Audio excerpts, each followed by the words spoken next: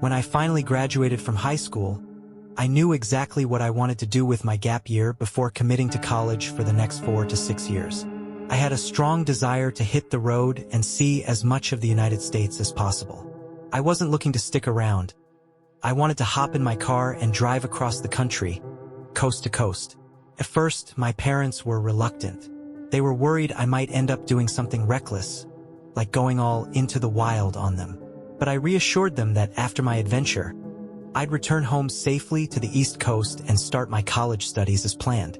They finally agreed and gave me a loan of about $5,000 as an emergency fund, in case anything came up. I wasn't planning on staying at fancy hotels or anything. I wanted this to be more of an experience than a vacation, so I decided to live out of my car for the entire trip. After saying my goodbyes to my parents and setting California as my destination in the GPS, I set out on the road with a suitcase of clothes, a backpack filled with books and snacks, and a mind ready to discover itself on the open road.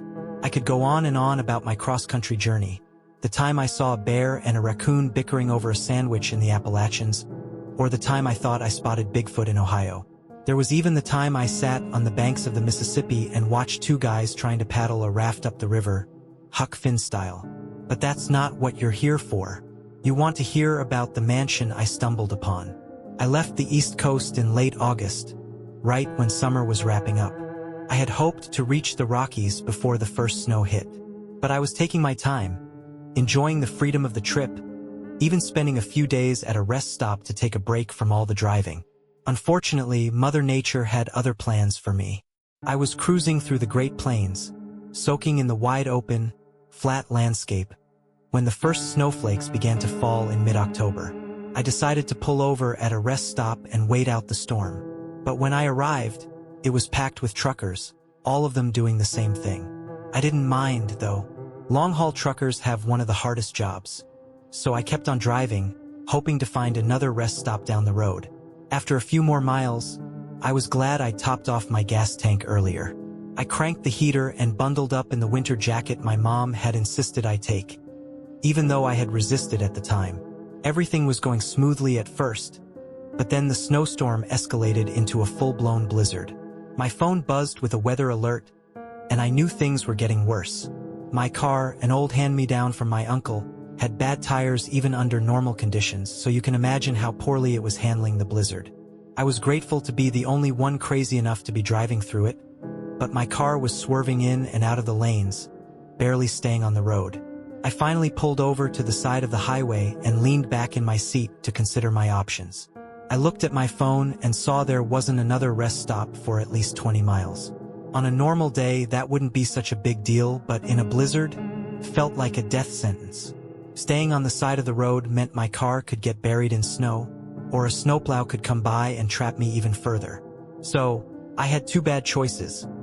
Keep driving toward the rest stop and risk getting stuck in the storm, or sit here and wait for the storm to pass. And, of course, I made the worst decision.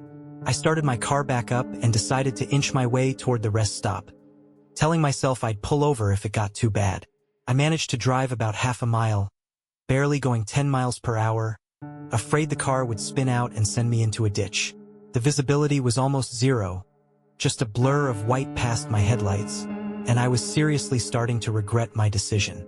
As I made it about a mile and a half down the road, something darted across in front of me. First, I thought it was a deer. It shot across the road so quickly that I only caught a glimpse of it in my headlights. I panicked and swerved to avoid it, but the slick roads sent my car into a spin. I lost control and ended up skidding off the road, my car dangling precariously on the edge of a bridge over a small stream. I woke up in a daze, my face pressed against the airbag. The impact had been hard enough to deploy them, and I was thankful that they worked and kept me from getting seriously hurt. My ribs ached, and my face was scratched up, but it could have been much worse. I took a quick look around the car, assessing the damage, and immediately realized I was stuck. My car was partially in a shallow stream, the heater wasn't working, the battery was shot, and I was stranded in the middle of a blizzard. "Damn it!" I muttered under my breath, wincing as I unbuckled myself from the seat. Even with all my layers of clothes, I was already starting to feel the cold creeping in. I grabbed my bag and started rifling through it for something useful. Then I realized I'd grabbed the one full of books. So I tossed it aside and reached for the one my dad had packed for emergencies. He was always the prepared one, and I was grateful for it now. Inside, I found a mini shovel and a road flare. "You're the best, Dad," I said through chattering teeth. I reached for my phone to check for signal, but then I noticed it wasn't on its mount anymore. I scanned the car but couldn't find it. I figured I'd deal with that later after I assessed the damage. I opened the door, bracing for the freezing wind to hit me. The moment I stepped outside, the cold air was a slap in the face. I quickly lit one of the flares and walked around my car to check out the damage. The front end of my car was bent up at an odd angle, and it was clear that even if I somehow managed to dig it out and get it off the edge of the bridge, there was no way it was going anywhere. I tossed the flare to the ground in frustration, then scrambled back into the car, cursing my rotten luck and beginning the search for my phone. After a few minutes, I found it wedged underneath the passenger seat. The screen had a large crack across it, but it was still working, barely. Unfortunately, there was no reception at all. I had downloaded the map ahead of time to navigate through areas with no signal, but now I was stuck in the middle of nowhere, trapped in a snowstorm and desperate for a signal. I dialed 911, hoping for some help, but when the call connected, the operator's voice sounded like a garbled mess of static and distorted words. I slammed my head back against the seat in frustration and started breathing on my hands, trying to warm them up as I sat there shivering, trying to think of a way out. Worst case scenario, I figured I could use one of the road flares to start a fire, or maybe a snowplow would come by and see my flares and stop to help. I wrapped my arms tightly around myself, trying to hold on to what little warmth I had left. I closed my eyes for just a moment, but that moment turned into a short nap. When I woke up, my body was shaking uncontrollably from the cold. My face felt like it was frozen, and I looked into the rearview mirror to see how red my face had turned from the frigid air. Suddenly, I heard a knock on the window. I jumped, heart racing, painfully aware of just how cold I was. My body was shivering violently as I looked over to see a heavily bundled figure standing at my door. I was so relieved to see another person that I almost reached out to hug them. I quickly rolled down the window, but the wind howled so loud that any words would have been drowned out. I couldn't tell how long I'd been out, but the landscape had transformed into a winter wonderland. The jacketed figure gestured for me to follow and pointed toward another car parked off the road. Without hesitation, I grabbed my 2 backpacks and stumbled out of my car, the wind slapping my face with every step. The person opened the passenger door for me, and I scrambled in, instantly feeling the warmth from the heater blasting inside. I shoved my freezing fingers up to the vents, thankful to be out of the snow. The person slid into the driver's seat, pulling back their hood to reveal an exhausted-looking woman. She had to be in her 50s and looked like a schoolteacher who had seen far too many disappointments in her life. But right then, I didn't care about any of that. She had saved me from certain disaster. Thank you," I stammered through chattering teeth. I almost hit a deer, and if I hadn't swerved, I would have ended up in the stream. I tried to focus on getting my body warm, but it wasn't easy. She nodded, glancing over at me with an expression that almost seemed like disappointment. She pointed out into the storm. "You're lucky you crashed so close to my patient's house," she said. Confused, I looked at her. Patient? I thought I was driving past a nature preserve. She didn't answer right away, but instead began driving slowly up the road. Her voice was flat, almost mechanical, like someone who had said the same words too many times. But I didn't question her. She just pulled me from a near-death situation. I figured she was probably a nurse or someone used to dealing with emergencies. We drove in silence for a while, the car handling the snow-covered road like it was nothing. Soon we passed a barbed wire fence, and she told me to wait in the car while she bundled up and stepped out into the blizzard. I tried to watch where she was going, but visibility was so poor that she disappeared from sight the moment she left the car. I sat there, soaking up as much heat as I could, until she returned and got back behind the wheel. Without saying a word, she drove toward the fence, stopping to open a gate I hadn't even noticed. She closed it behind us before driving deeper into the storm. For parts of the journey, I could have sworn we were off-roading, but the car didn't seem to struggle at all. Then, out of nowhere, a massive plantation-style mansion appeared through the snow. It was the kind of house you only see in old movies, something straight out of Gone with the Wind. I stared at it wide-eyed. Who lives here?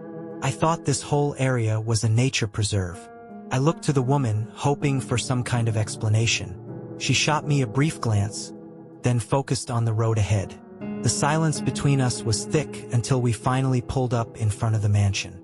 She parked the car, turned to face me, and said, "This is the house of Monsieur Jackson LeBlanc. Hopefully, he'll let you stay here until the blizzard passes." With a sigh, she unbuckled her seatbelt and prepared to exit the car. I followed suit, only then realizing just how much my ribs hurt. She glanced at me, clearly noticing the pain. "I suggest we head inside so I can assess your condition," she said, already opening the door and stepping out into the snow. I lingered for a moment in the warmth of the car, reluctant to face the cold again, but then grabbed my backpacks and braved the blizzard to follow her. Inside the mansion, I was awestruck. The place was beautiful, grand oil paintings hung on the walls, mostly of nature scenes and birds. Several massive vases were displayed on pedestals, looking like they belonged in an ancient museum. And most importantly, it was warm. I set my backpacks down carefully on the hardwood floors, overwhelmed by the beauty surrounding me. "My name's Audrey. I'm Monsieur LeBlanc's nurse." She finally introduced herself, as she shed her coat and moved over to take mine. As I started to pull it off, a sharp pain shot through me, and I gasped, doubling over in discomfort. Audrey was quick to catch me before I collapsed to the floor. "Ms. Audrey, have you brought in someone from the cold?" A second voice pulled my attention from the floor. I looked up to see a maid standing in the doorway. Her expression mirrored Audrey's. Tired, distant, and almost robotic. For a moment, I thought they might be related. "I found him trapped in the snow," Audrey explained, her voice steady but concerned. "Poor thing seems to be in pain." She helped me over to a nearby chair, one of those over-the-top, fancy ones that made you feel more like a piece of art than a person. I sank into it, allowing Audrey to take off my multiple coats. When she lifted my shirt to get a better look, I heard her mutter, "Oh dear." I glanced down, instantly regretting it. The bruising on my torso was already swelling up, the result of my seatbelt stopping me from smashing through the windshield. Audrey dropped my shirt back down, and then she quickly stepped away to consult with the maid. I sat there, my ribs beginning to throb more intensely. "Can you walk, mister?" Audrey asked as they both approached again. This time, there was something different in her eyes. She looked genuinely worried about me. The maid, on the other hand, seemed more concerned about the snow melting onto the floor than my well-being. "Nathan." "And yeah, I think I can," I answered, pushing myself upright from the chair. The pain shot up, but I forced myself to stand.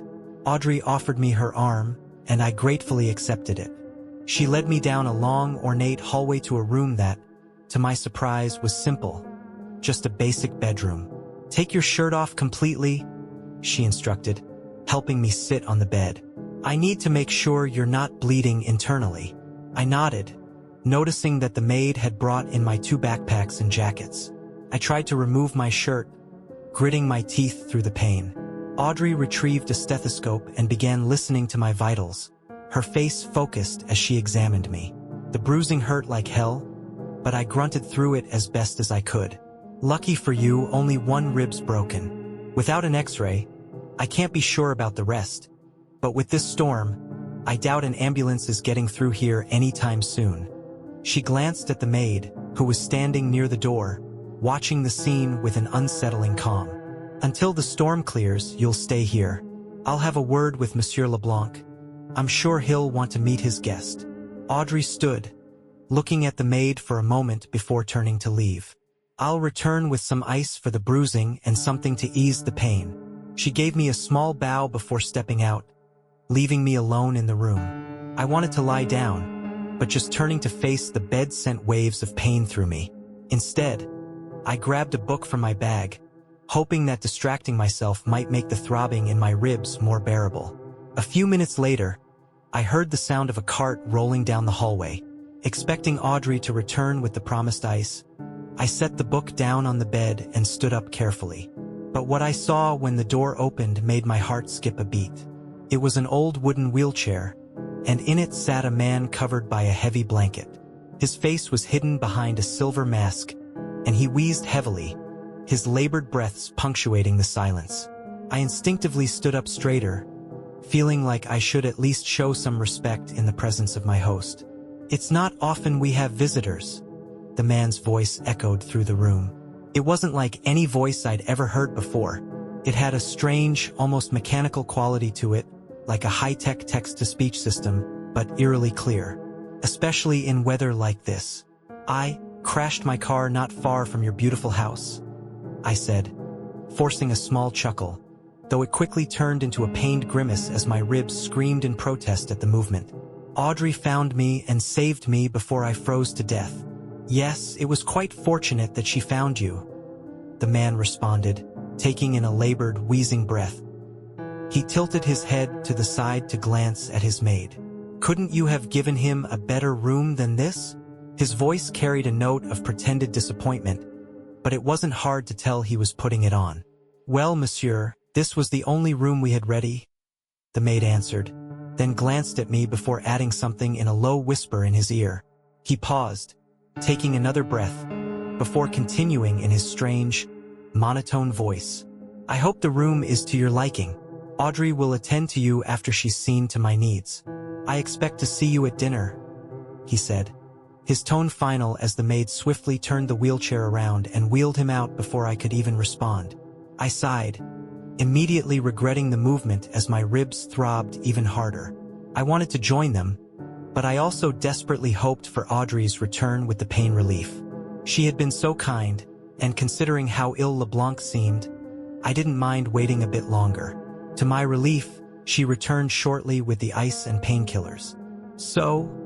I winced as she carefully wrapped bandages around my torso. "What's wrong with LeBlanc?" I asked, wanting to ease the silence and also out of genuine curiosity. Seeing a man covered in a silver mask, wheezing like a dying machine, had to have a story behind it. Audrey paused for a moment, eyeing me before glancing towards the door. "Monsieur, as you will address him from now on," she began, "has a genetic condition. It's the curse of his family, I'm afraid." She placed 2 pills into my palm before continuing. "If you're truly curious, you can ask him yourself at dinner." I nodded, taking the pills and swallowing them with some difficulty. Audrey handed me a glass of water, and I managed to get everything down with minimal pain. "What should I wear?" I asked, glancing at the bandages. "As nice as these are, I'm guessing this isn't proper dinner attire." Audrey flashed me a small smile, her first one since we'd met. Felt like spotting a unicorn in the middle of a forest. "My clothes are in my suitcase, which is still in my car," I added, to which Audrey nodded and turned toward the wardrobe. "I'll ask Jane if we have anything that will fit you," she replied before finishing her checkup and leaving me alone in the room. I felt the effects of the painkillers starting to ease the pain, so I slowly stood and made my way to the window. Pulling back the curtain, I stared out at the endless expanse of white, the storm still raging outside. As I was about to pull away from the window, my eyes caught something. Scratched into the wood of the windowsill were the words "Save me." I froze, staring at the message for a long moment. Was it a joke, or something more? Before I could delve deeper into that thought, the door opened, and Jane entered with a fresh set of clothes in her hands. I quickly turned, covering the windowsill with my body to hide the message. "Oh, thank you, Jane," I said, accepting the clothes. She looked much more cheerful than when we had first met, and I figured it had something to do with LeBlanc's approval of me staying here. I noticed, though, as I glanced down at the clothes, that one of the shirts had a large stain on it. Jane noticed it at the same time and quickly snatched it away, hiding it behind her back while smiling brightly. "Seems a dirty one found its way in there," she giggled, not looking at all fazed by the stained shirt. Before I could ask about it, she turned toward the door to leave, but not without one last unsettling look at me. "Monsieur is waiting for you in the dining room," she said, her smile stretching uncomfortably wide, before she closed the door behind her. I shivered involuntarily, her bizarre demeanor making my skin crawl. With some difficulty, I managed to put on the clothes. Surprisingly, the dress shirt and pants fit me quite well, despite seeming like they'd been lying around in the mansion. Not wanting to keep LeBlanc waiting, I left the room and made my way to the entrance of the mansion, hoping someone would guide me to the dining room. To my dismay, Jane was standing there, waiting for me. She offered me a smile, but it was far too wide and too knowing, like she was watching a spider preparing to trap its prey. "You clean up rather well," Jane remarked as she fussed with my hair, adjusting it like a mother straightening her son's messy bedhead. I allowed her to do so, silently grateful for the kindness. Once she was satisfied, she led me down the hall toward a large door that opened into a dining room. At the head of the table sat LeBlanc, already seated in his wheelchair.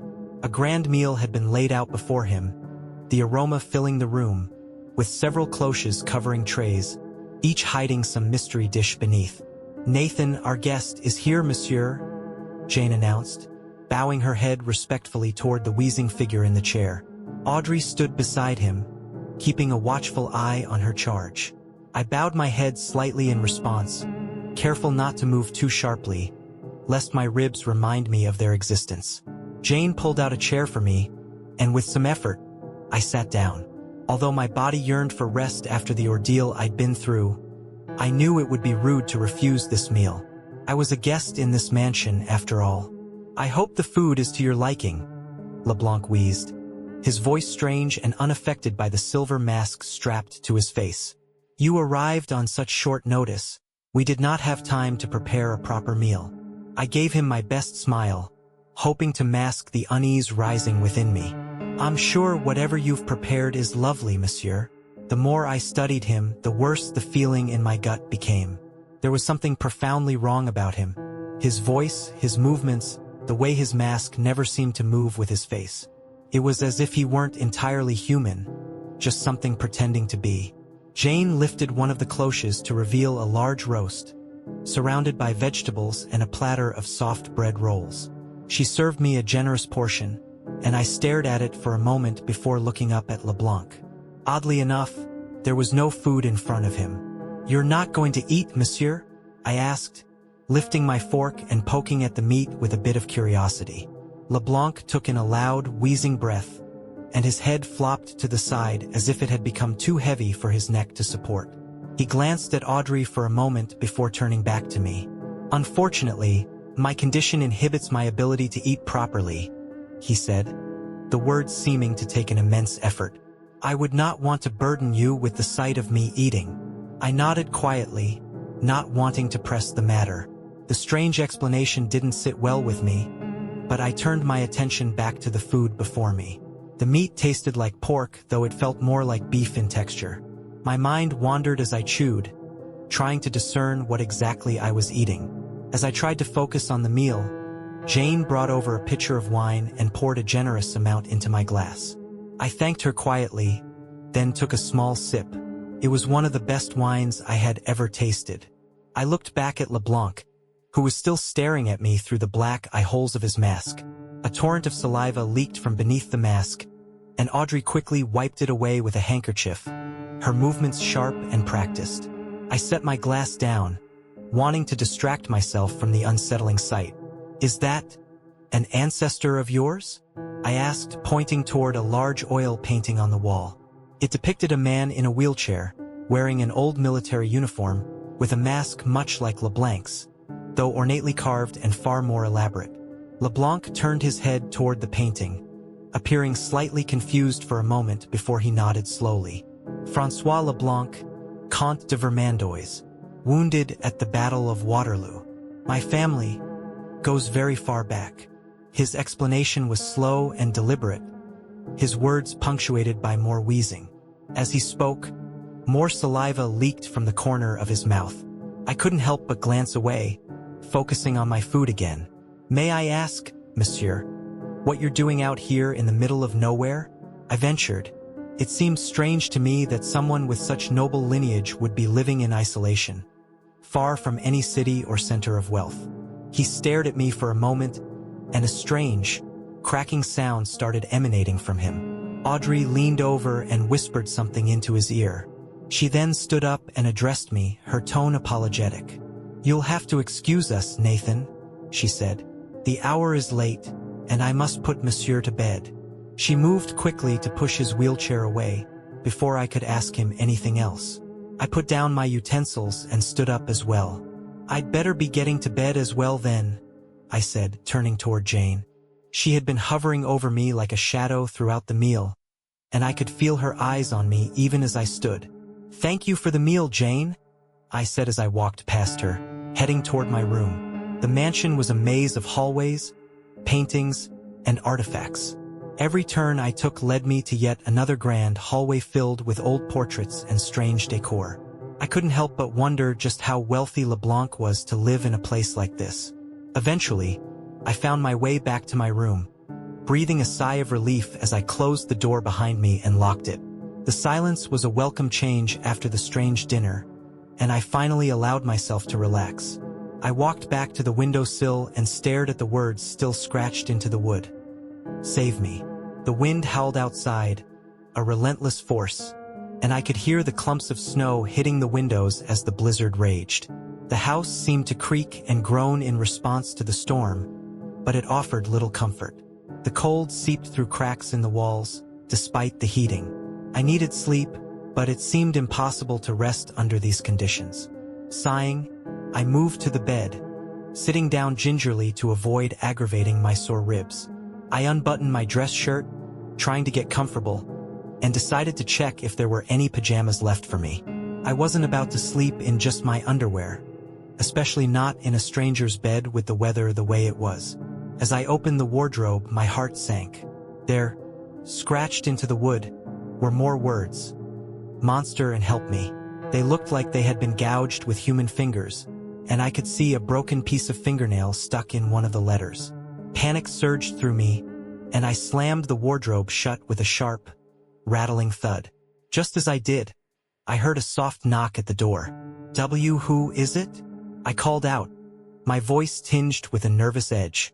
My mind raced, thinking of anything I could use as a weapon. I quickly rummaged through my backpack.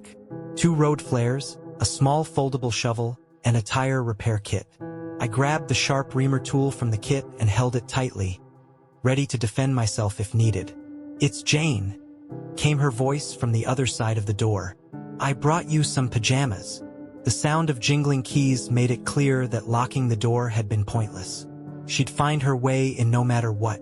I quickly hid the reamer tool behind my back as I heard her fumbling with the key. When she finally managed to open the door, her smile was wide, unbothered by anything. She handed me the neatly folded pajamas, then bowed slightly before turning to leave.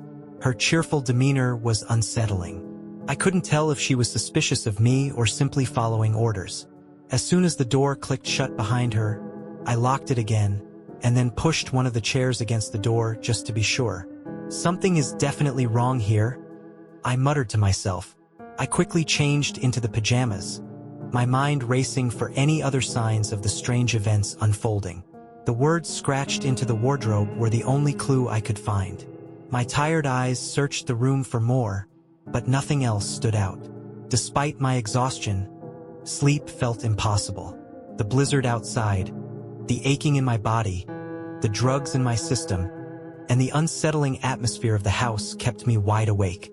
I paced around the room, each creak and groan of the old house sending a shiver down my spine. The storm outside made everything feel more claustrophobic.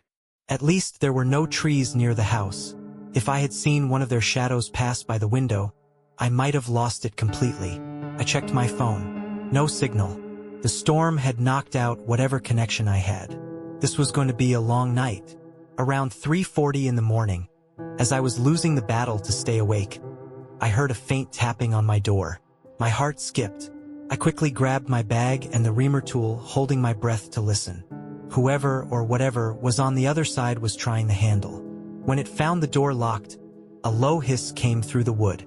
I gripped the reamer tightly, waiting. Then the banging started. At first, it was soft, but it quickly grew louder, more insistent. I shot out of bed, grabbing my bags and holding them close. The door groaned under the impact, the wood shuddering.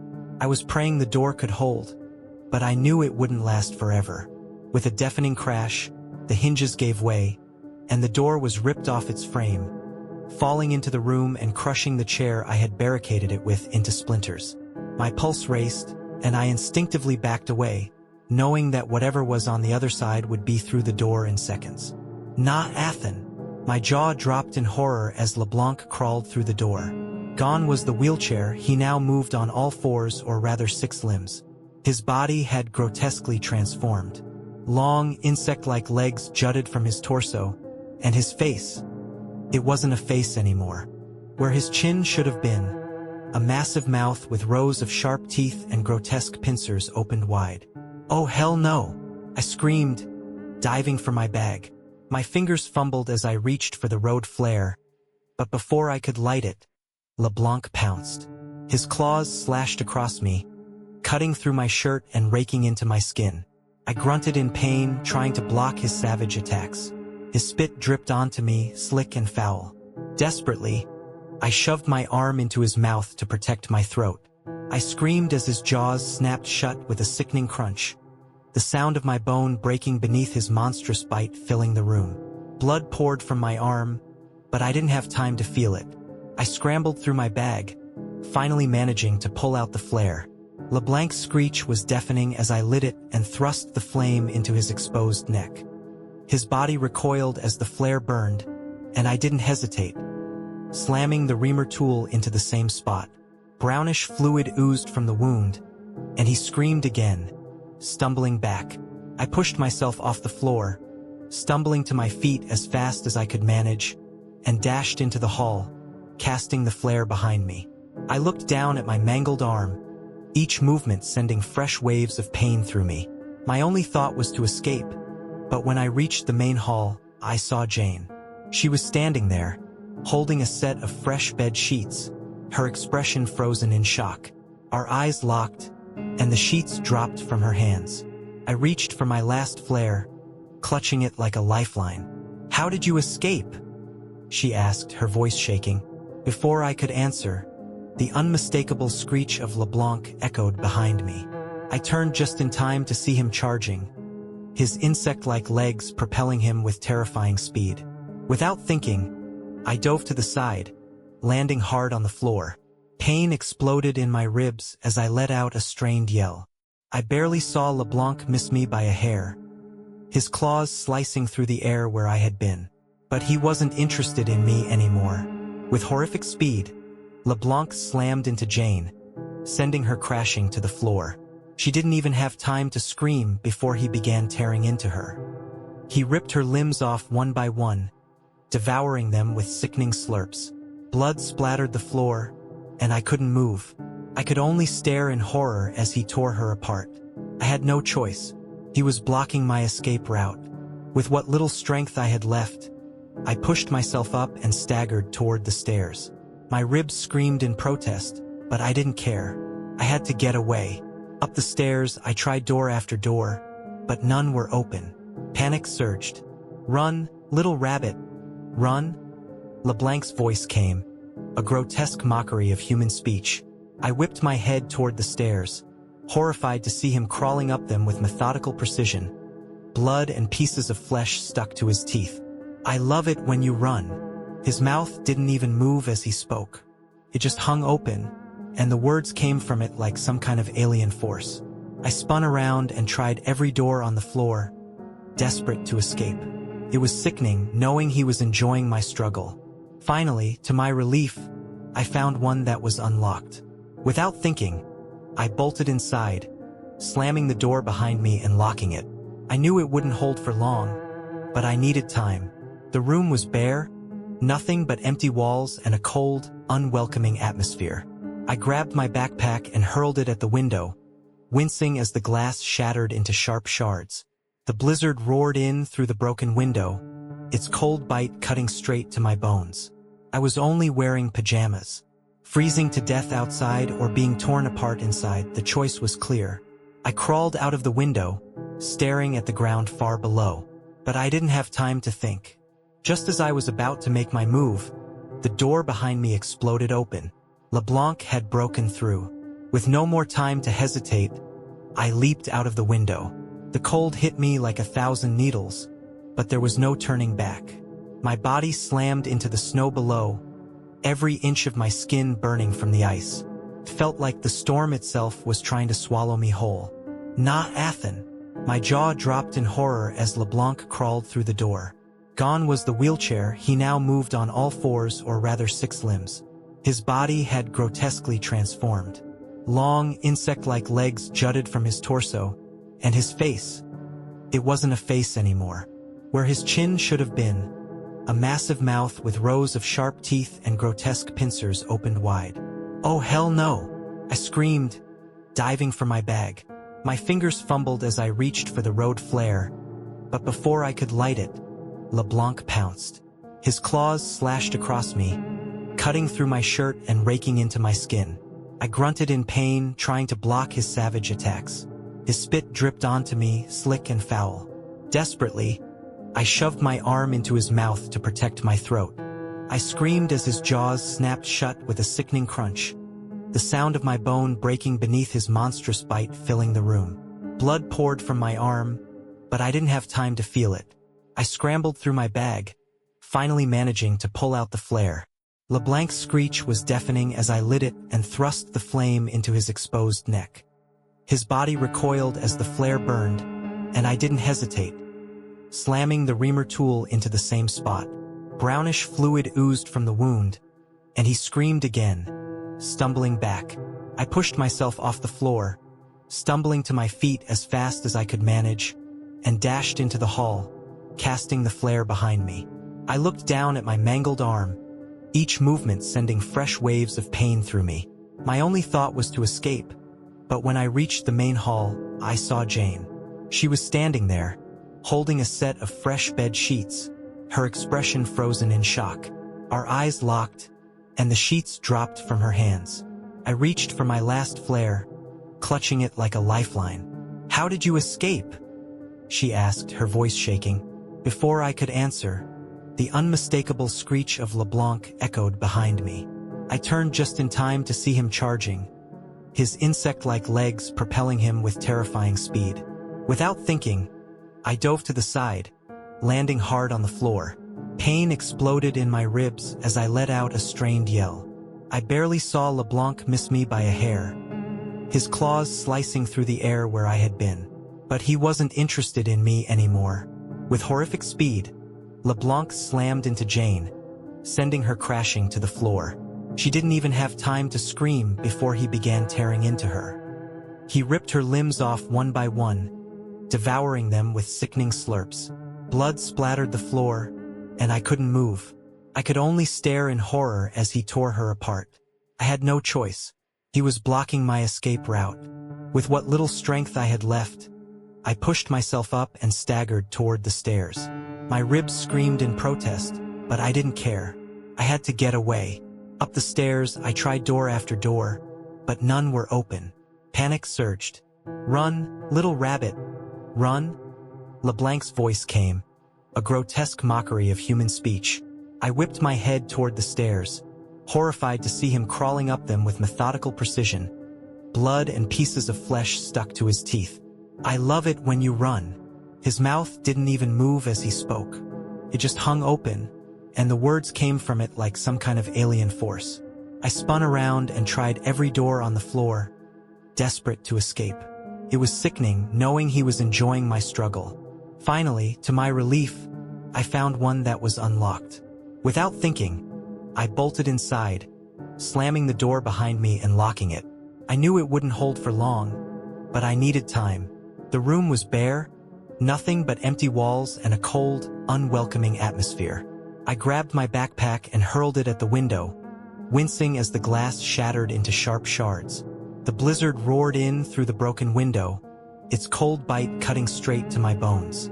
I was only wearing pajamas. Freezing to death outside or being torn apart inside, the choice was clear. I crawled out of the window, staring at the ground far below. But I didn't have time to think. Just as I was about to make my move, the door behind me exploded open. LeBlanc had broken through. With no more time to hesitate, I leaped out of the window. The cold hit me like 1,000 needles, but there was no turning back. My body slammed into the snow below, every inch of my skin burning from the ice. It felt like the storm itself was trying to swallow me whole.